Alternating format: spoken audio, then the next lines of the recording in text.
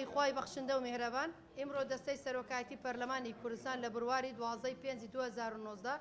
کۆبنەوەی خۆی ئەنجامدا بۆ ئەوەی کە دەرگای خۆپاڵاوتن بکاتەوە بۆ پۆستی سەرۆکی هەرێمی کوردستان کە لە پەرلەمانی کوردستان هەڵدەبژێدرێت. بەپێی بڕگەی دووەمی لە مادەی 4 یاسای دامەزراوەی سەرۆکای کاراکردنەوەی دامەزراوەی سەرۆکایەتی هەرێمی کوردستان بۆ شێوازی هەڵبژاردننی سەرۆک تا پەسەندکردنی دەستور ئیمڕۆ کە دەرگای خۆپاڵاوتن کراوە و بۆ ماوەی 3 ڕۆژە ئەم دەرگای خۆپاڵاوتنە بەردەوام دەبێتن. و ئێمە وەکو دەستەی سەرۆکایەتی پەرلەمانی کوردستان لەم ڕۆژەوە چاوەڕێ دەکەن سیڤیەکان پێشکەش بکرێتە بۆ دەستەی سەرۆکایەتی پەرلەمانی کوردستان و هەموو مەرجەکان کە جێگیر کراوە لە یاسای هەڵبژاردننی سەرۆکی هەرێمی کوردستان لە مادەی 1/2005 هەموو لەوێن دەر کە مافەکان و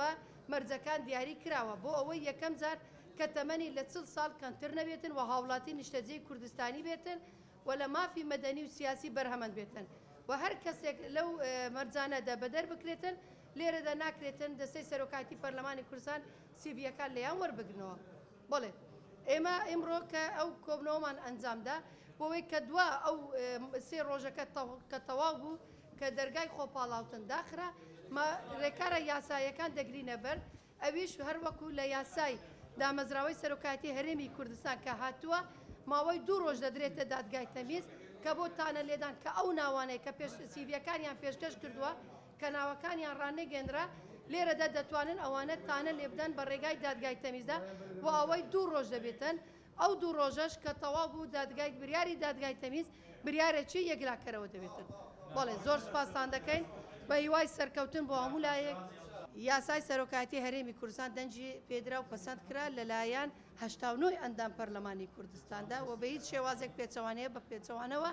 زۆری بە پرۆسەیەکی دیموکراسیەوە هەر کەسێک ئازادە دەنجی خۆی بداتە بە سەرۆکی هەرێمی کوردستان بە دەنگێکی ئاشکرا.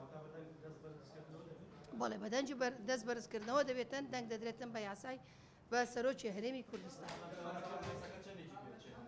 خۆی بۆ ماوەی ئیمڕۆ کە ئیمڕۆ ئەمە دەرگای خۆپاڵاوتنمان کردەوە بۆ پۆستی سەرۆکی هەرێمی کوردستان سیڤیەکان پێشکەش دەدە تا ئەو کاتەدا هیچ کاندیدێک سیڤی خۆی پێشکەشی بە پەرلەمانی کوردستانی نەکردووە و ئیمڕۆ ئێمە چاوەڕێ دەکەین وەکو دەستەی سەرۆکایەتی پەرلەمانی کوردستان کە سیڤیەکان پێشکەشکرا 3 ڕۆژ ماوەمان بۆ داوە کە پاش 3 ڕۆژەکەی 2 ڕۆژەکەش چاوەڕێ دەکەین. دواتریش کرێکارە یاساییەکان دەستەی سەرۆکایەتی پەرلەمانی کوردستان دانیشتنی خۆی بۆ ئەوەی هەڵبژار دانیشتنی پەرلەمانی کوردستان ئەنجام بدرێتن. ئێمە ڕێکارە یاساییەکان دەگرینە بێت بۆ ماوەی 10 ڕۆژدا سەرۆکی هەرێمی کوردستان لە ناو پەرلەمانی کوردستاندا هەڵدەبژێت. بڵێ تا ئەمە لە سعات 11ەوە کە دەرگای خۆپاڵاوتنمان کردەوە تا ئێستا هیچ کاندیدێکی بەڕێز ئێمە کە دەرگای خۆپاڵاوتنمان کردەوە بە هیوەخوازین زووترین کات کە سیڤیەکانمان بگاتە دەستەی سەرۆکایەتی پەرلەمانی کوردستان هەر کاتێک سیڤیەکان گەیشتە بەپێی ئەو مەرجانە کە دیاری کراوە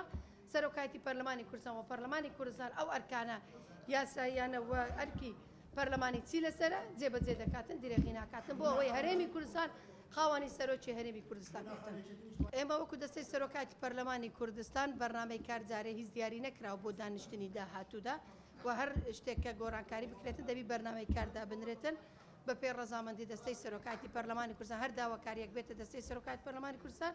جێبەجێ دەکاتن بەڵام تا ئێستا ئەو داواکاریە نەگەیشتە دەستەی ئەوە لە یاسایەکەیدا کە لە ساڵی 2005 ژمارە 1 ئاماژە پێکراوە و ئەو مەرجانە کە یاسای مافی هاوڵاتی بوونەکەیەتی کە مافەکەی مەدەنی و سیاسی و بەرهەمەند بێتن واتە کەسێکی شیاو بێتن کەسێکی بتوانێتن هەموو بەرپرسیارەتەکانی بەرپرسیاتی سیاسی و بەرپرسیاتی دارای و بەرپرسیاتی ئاستی دەوڵەتی و نێودەوڵەتیدا بووی خەتە ئەستوی خۆی و هیچ کێشەی ئیزرایی قانونی و یاسایی نەبێتن.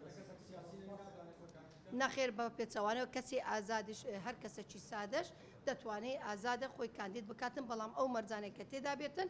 ئێمە دەتوانین سیڤیەکەی لێوەرگن بەڵام بەدەر لەو سیڤە ناتوانین ئەمە هیچ بەدەر لەو مەرجەی ناتوانین سیڤیەکی وەربگرن. زۆر سپاس بۆ ئێوە.